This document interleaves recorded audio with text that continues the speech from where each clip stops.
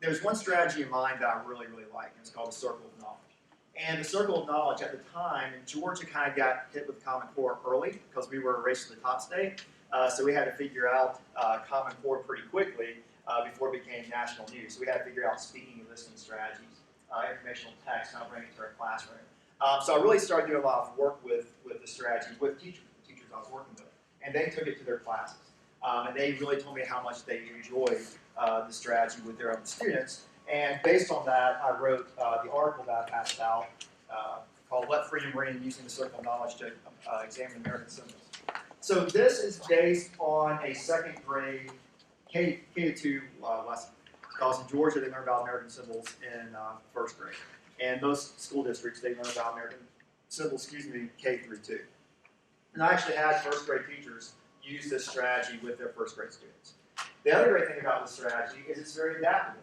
I also taught, I was the grant director for a Teaching American History grant in that same position, and I had U.S. history teachers use the same strategy for 11th graders about teaching immigration. I also had science teachers hear about it, and they used it for talking about planets and the different planets. I had math teachers use it for how do you figure out different problems with different ways because of Common Core that we were dealing with. So it's pretty adaptable. I taught this to my 602 students at George Brown in Toronto, and I had one of the, and they're all basically community college professors, use it for their classes for molecular biology. Another one used it for dental hygienist. She used the circle of knowledge. So the great thing about all these strategies in the book is they are adaptable to every discipline, and they're really adaptable to every grade level. The primary thing you have to change is the sources you use, but the strategy itself will work. So the circle of knowledge is one of those strategies where you bring in all these elements that I think our students need to know for the classroom. And once again, I've used it with my own 8th grade classes, college classes, professional development, and other teachers have used it as well. So step number 1 is you have to establish a topic and purpose for the circle of knowledge. All right? And this is from the book. You need to choose topics that are magnets for controversy, are rich with implications, and will stimulate the highest degree of student interest. So when you pick this topic, it can't be just about anything. It has to be something that meets these qualifications. And believe it or not, as you're going to find out, American symbols, they meet these qualifications. All right?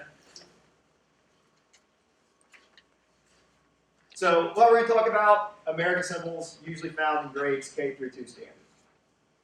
Now, the second thing you do is you develop something called a sparking question. All right? And this is where you bring in the student buy-in. So if you're doing this with high schoolers about planets, or if you're doing it about some figures in literacy, who's a real hero in the story or whatever, you have to bring in some buy-in. With elementary school students, K through 2, is a little bit easier. All right? So our sparking question for the day is this. Do you know any symbols that represent the United States of America? And then, have you seen any of these symbols in person? So what I want you to do, this is the hands-on part, is I want you to think about all of the American symbols that you know. All right? And just write them down. And then, if you've actually been to one of these symbols or have seen one of these symbols in person, go ahead and put a star next to the ones that you've seen in person. All right? So, 2 things you have to do. Number 1, write down all the American symbols you know. Number 2, put a star next to the ones that you have been to. I'm going to give you about a minute and a half to do that. I would like one person, anybody, don't raise your hand, to shout out an American symbol. Everyone else, if you've seen that symbol in person, stand up and sit back down. All right? So somebody shout out an American symbol. Uncle Sam. Uncle Sam. If you've seen Uncle Sam, stand up. Sit back down. All right, who else? Statue of Liberty. Statue of Liberty. If you've seen the Statue of Liberty in person, stand up. Sit down. All right. Who else? American flag. American flag. We've all just stand up because they're all in the classroom. And sit down. You get the drift, all right? So you want your kids to get up and down, move around, have some fun before you get to this discussion, all right? So that's that part, bringing in some buy-in. You really want your kids to have some buy-in to what we're about to talk about. All right, step 3 is called develop a focus question, all right? And what you want to do when you have this focus question is you want to develop an open-ended, controversial to a degree for elementary school students, question that's really going to have no right or wrong answer. So for the science example, We've been to Pluto recently, we've been to Mars, we've been to all these great planets. So you would say, have a question like, if we were going to spend money to explore another planet, what should it be? All right, no right or wrong answer. You can explore whatever planet you want, but trust me, kids are going to get into it because they get to have an opinion, they get to have some evidence to back up their claims, and they're really going to like this conversation. You read two different books. Which one's more heroic? So and so or so and so, and they have a discussion about that. In this case, it's basically what American symbol should we use? I'm going to show you the question now. So in our case, for example, it is, if you were selected to meet with a group of students from a different country and could bring only one symbol to represent the United States, what would it be? Why did you choose this symbol? All right? McDonald's. All right. So, with that being said, you have to make this a structured conversation. So you're going to structure. You can't let them pick their own symbols, right? Whatever your standards say. So most standards have the Liberty Bell, Statue of Liberty, American flag, stuff like that. So you go from your standards, right? That's what I tell the students. Pick from your standards. So what we're going to do is, at the end of the session, we're going to answer this question. We're going to this conference full of kids. We're kids right now. And then you can bring one symbol to represent America. What symbol is that going to be?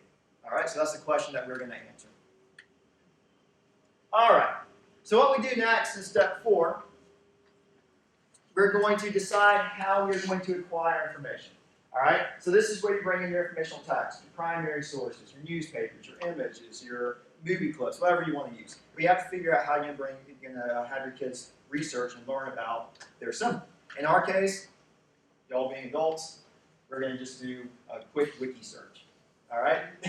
So we're going to do a quick wiki search. So we don't know your symbol yet. But you have to, but really with your students, like what I do with my EDU 343 students, is I go to the media center. I check out all the books about the Statue of Liberty, the American flag, and the Liberty Bell, and then I roll them over here so they can actually see some information facts. So that's what I do with my classes. So what we're going to do is we're going to use websites, and I am going to assign you a symbol. So even in your head you may have thought, or you may know the symbol you like best, you're going to have to change up a little bit, because I'm going to provide you a symbol you're going to have to become an expert on. All my 1s, you're going to become an expert on the Statue of Liberty. All right? All of my 2s, you're going to become an expert on the U.S. flag. And all of my 3s, you're going to become an expert on the Liberty Bell. All right, so what I want you to do is Wiki's okay for this workshop. Go to Wikipedia or wherever you can find. You can go somewhere else if you want. And you are going to become an expert on the symbol. Now, since I'm a social studies guy, I teach my students who, what, when, where, why, and how. So if you need some guidance of what kind of information to find, who, what, when, where, why, and how. And remember, the primary question we're going to answer is, you're going to this conference, you're going to bring one American symbol, you have your symbol now. Why is this the best symbol to represent America, the United States of America? Okay, so why is it the best symbol to represent the United States? All right, so everybody take 5 minutes or so, maybe 7, and find the who, what, when, where, why, and how of your symbol, with the idea that the question is, why is this the best symbol to bring to this conference? So why does this best represent the United States of America? So about 5-6 minutes to kind of get some general knowledge of these symbols. Okay. As I tell my students when we go through this, I have the fortune of working with them or people who are generally going to have the same reading level for the most part, that kind of thing. But when you're teaching a second grade class, this is the part we actually have to look for multiple sources for a couple of reasons. One, you have to think of reading ability. You have to think of how much time you're going to give them. You have to think of the sources that they can use. Some students can use more advanced sources than others. So that's kind of stuff you have to select on your own before you even start the lesson. The other thing to think about is we really want to show, especially with Common Core and social studies, that different sources say different things. And if you're using the same source, students aren't going to see that. But if you use different sources, especially when we get to the next phase of this activity, they'll all come in with different information. Now we may have a little different, and some of you may not have used Wikipedia, but I always try to use different sources so that you can see that different sources say different things. So some things to think about when you actually teach this. And I give my students 15 minutes, even on campus, to say, go get a lot of information. Once again, because of time purposes, we shortened it to 5. But you get enough. All right, the next step is actually a 2-parter. It's called a kindling activity. So what we're going to do is are going to have 2 separate discussions. And we have a graphic organizer to help you with the discussion.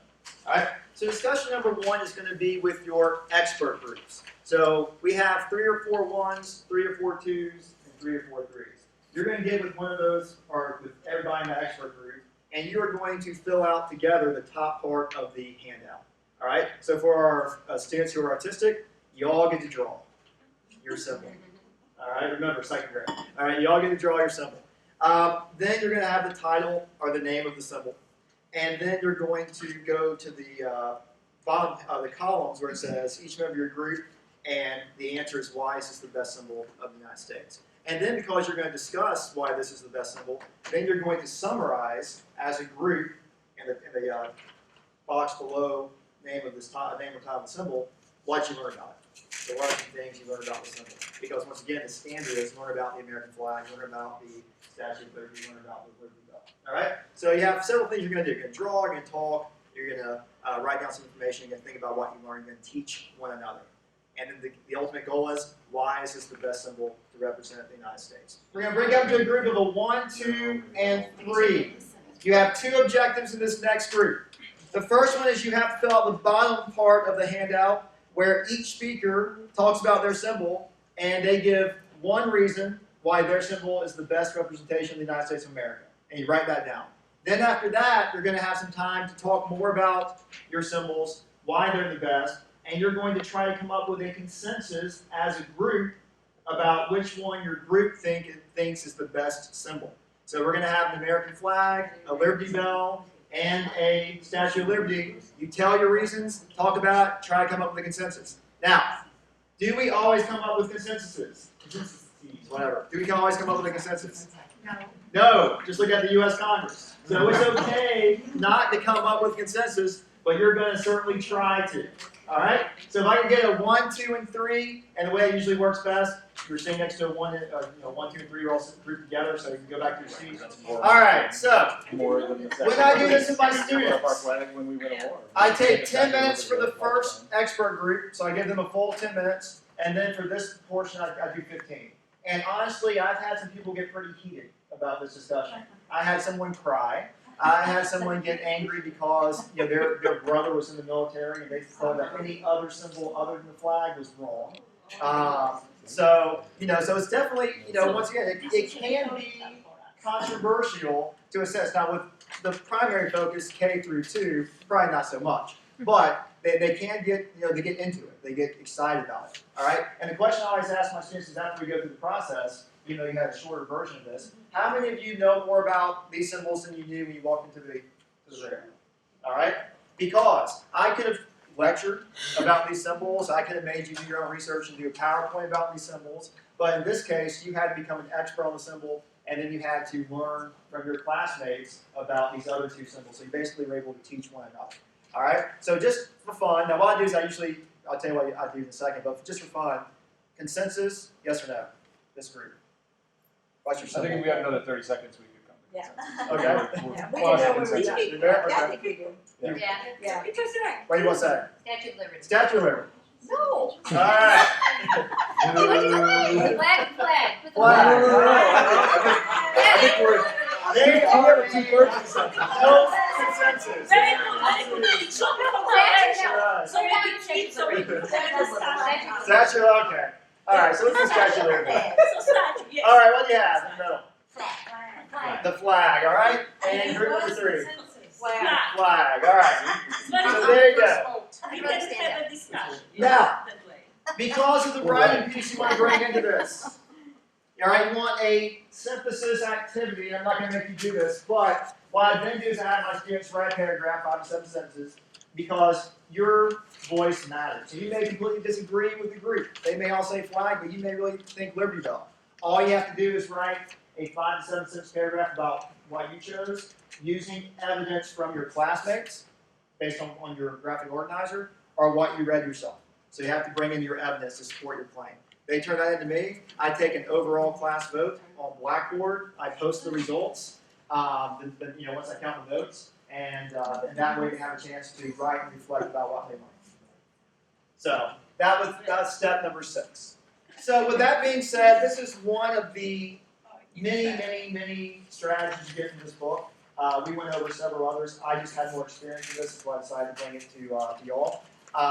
The handout I gave you, or the article, basically gives you a little more detailed step-by-step ways you can bring this to your classes. I've also written an article for 11th grade immigration. I would be happy to send you as well for a journal called The Leader. And then once again, interdisciplinary. I've had planets. I've had biology. I've had figures from books. I've had a bunch of other people try this and use it in their classes and tell me how much they like it. So just one thing I've learned from this summer session. And I wish I could teach you more and have more time to teach you all the strategies, but I am using these strategies quite a bit in my 325 course. So my students in 325 are learning several of these strategies this semester. So any questions or anything about this? I hope I get some of them in 450 lessons. I'm just trying, and what I try to do is try to push them away from traditional. Nothing wrong with traditional. We actually have a traditional lecture where you can actually talk about the ways you use traditional approaches, but try to pull them away from the traditional approaches, especially secondary, and pulling them to more progressive approaches like this. And the other thing is, I tell them there are strengths and weaknesses to every strategy. You can probably change the strategy to better meet the needs of your students, to better meet the needs of your teaching style. Nothing's a perfect strategy, but of all the strategies that I've seen, a lot of these strategies in the book I've used and saw that they can be successful.